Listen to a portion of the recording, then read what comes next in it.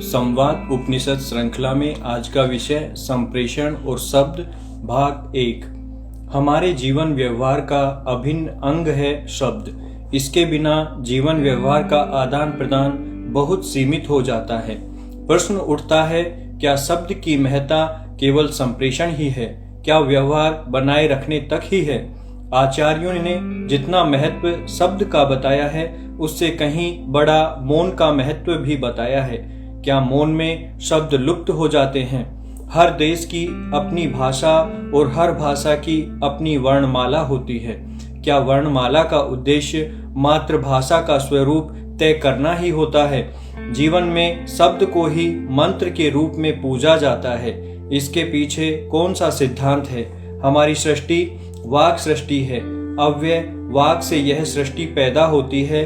अव्यय गोलोक के अधिष्ठाता श्री कृष्ण है।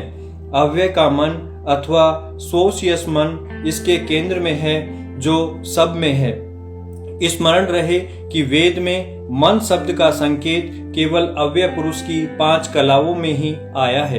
अक्षर या क्षर पुरुष की कलाओं में मन का नाम नहीं है। इन दोनों पुरुष भावों में अव्यय पुरुष का मन ही प्रतिबिंबित होता है। मन प्राण वाक एक साथ रहते हैं। वाक के 2 रूप होते हैं, एक अर्थवाक जिसकी अधिष्ठात्री महालक्ष्मी और दूसरा शब्दवाक जिसकी अधिष्ठात्री महासरस्वती है। वैदिक मंत्रों की सहायता से यज्ञ द्वारा इच्छित वस्तुएं प्राप्त करना हमारे पुराणों में बार बार स्पष्ट किया गया है। आज भी इच्छा पूर्ति के लिए मंत्र सिद्धि का प्रचलन उतना ही बड़ा है। चारों ओर इसे देखा जा सकता है। एक से दूसरे की प्राप्ति अथवा एक या दूसरे में रूपांतरण हो सकता है। मूल में दोनों एक ही हैं। सृष्टि की आदि में शब्द का मूल आधार नाद को माना गया है। वही ब्रह्म के रूप में स्थापित है। परा, पश्यन्ति, मध्यमा और वैखरी ये चारों वाक्य की स्थितियां अथवा स्वरूप हैं। हमारी भाषा बोलचाल की भाषा वैखरी कहलाती है। वैखरी शब्द का स्थूल स्वरूप है, जो लौकिक व्यवहार का कारण बनता है। स्थूल शब्द के भेदों को अनेक श्रेणियों में बांटा गया है। उदात्त, अनुदात्त और त्वरित भेदों से शब्द के उच्चारण को 7 स्वरों में बांटा गया है। शुद्ध सात्विक भाव का शब्द मंत्र कहलाता है। मनन करने से त्राण अथवा रक्षा करने वाले शब्द को मंत्र कहते हैं। मंत्र के अभ्यास से मलिनता से होने वाले दोषों से मुक्ति मिलती है और सात्विक भाव पैदा होते हैं।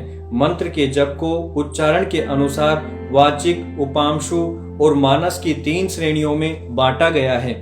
जिस जप में शब्द स्पष्ट उच्चारण पूर्वक ध्वनि के साथ सुनाई दे उसे वाचिक कहते हैं। जिसमें शब्द तो सुनाई नहीं देता किंतु होठ हिलते हुए नजर आते हैं उसे उपांशु कहते हैं। और अर्थ ज्ञान पूर्वक मन से ही किया जाने वाला जप मानस जप कहलाता है। जो कुछ सृष्टि में है वह सब हमारे शरीर में भी वैसा ही है। इसके अनुसार वाक के चारों रूप परा, पश्यन्ति, मध्यमा और वैखरी हमारे शरीर के भीतर भी हैं। परा वाक का स्थान मूलाधार है। हमारी सभी अभिव्यक्तियां मूलाधार से ही उठती हैं। सारे अनुभव हमारी स्मृति में मूलाधार से होकर अंकित होते हैं। शब्द की उत्पत्ति वर्णों से होती है। कुछ लोग वर्णों की संख्या 63 मानते हैं, कुछ 64। वर्ण की उत्पत्ति नाद से है।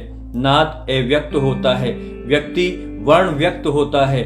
नाद ही प्रकाश पैदा करता है, इसी का नाम स्फोट है। आत्मा बुद्धि के द्वारा अर्थों को लेकर मन के साथ बोलने की इच्छा से युक्त होती है। परावाक मन शरीर की अग्नि में आघात करता है। यह आघात वायु को प्रेरित करता है। पश्यन्ति इससे वक्ष स्थल में स्वर की उत्पत्ति होती है। मध्यमा और कंठ से वैखरी नामक शब्द प्रकट होता है।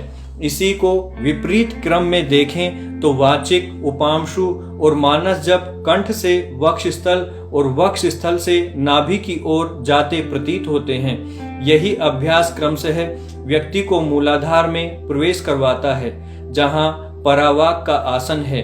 इसी को कुंडलिनी कहते हैं। ज्ञान, भक्ति, जप आदि किसी भी मार्ग से अभ्यास के द्वारा इस प्रकाश तक पहुंचा जा सकता है। शब्द सबसे सरल मार्ग प्रतीत होता है। मंत्र के अनुसार इसे साधा जा सकता है। उसे विशेष ज्ञान के चक्कर में पड़ने की आवश्यकता नहीं होती, केवल आस्था चाहिए। व्यक्ति मंत्रों द्वारा परावाक का विकास करता है। जैसे जैसे वाक की सूक्ष्म अवस्था आती है उसे नाद कहते हैं। यही नाद आगे स्थूल होकर शब्द बन जाता है। इसी क्रम में परावाक भी आवृत होती चली जाती है।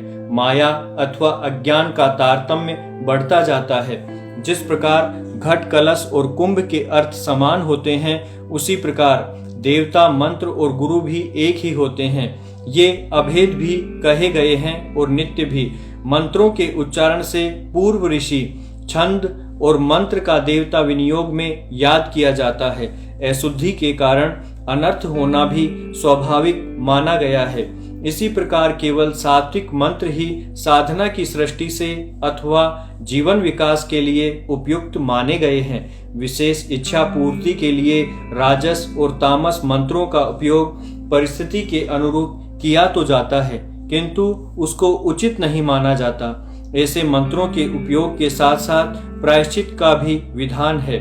शब्द कितना महत्वपूर्ण है, यह मंत्र शास्त्र से बहुत अच्छी तरह जाना जा सकता है।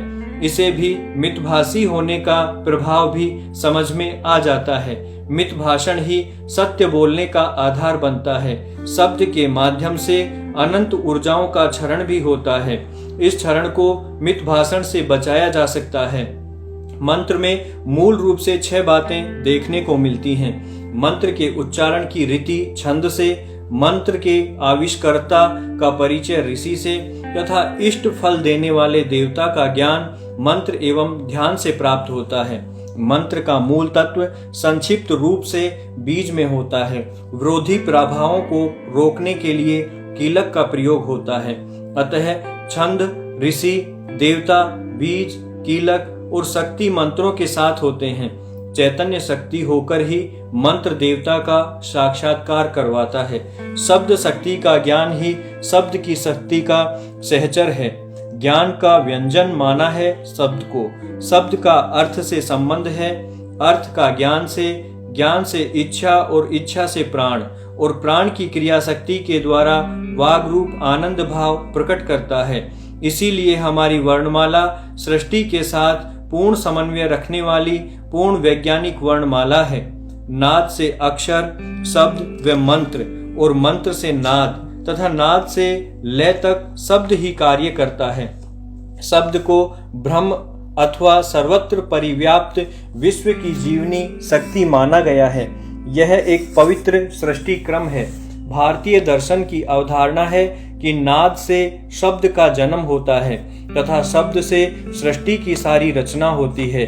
क्या मानव इस सृष्टि क्रम में व्याघात उत्पन्न कर अपना अस्तित्व बनाकर रख सकता है? जनसंचार माध्यम आज जड़ वस्तुओं की तरह शब्दों का प्रयोग कर रहा है। हम शब्दों को हथियार मानकर हिंसात्मक भावों के जोश में आकर प्रयोग करने में संकोच नहीं करते हैं। यह और कुछ नहीं अपितु हमारी नासमझी का नमूना है। वैदिक परिभाषाओं में हृदय, उक्त, गर्भ, नाभि और अक्षर ये सब शरीर के केंद्र की संज्ञाएं हैं।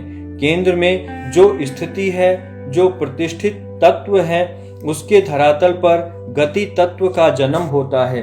यह गति तत्व केंद्र से परिधि की ओर जाता है, तब उसका रूप शुद्ध गति होता है। जब कोई वस्तु परिधि से केंद्र की ओर जाती है, तब वह अगति पहुंचना या मूल बिंदु कहलाती है। ब्रह्म स्थिति, ब्रह्म की अवस्थिति, विष्णु अगति, विष्णु का प्रकटीकरण, इंद्र गति, इंद्र की गति, ये तीनों ही संज्ञावाचक समरसता पूर्ण है। इन तीनों के एकत्व या एकीकरण का नाम हृदय है।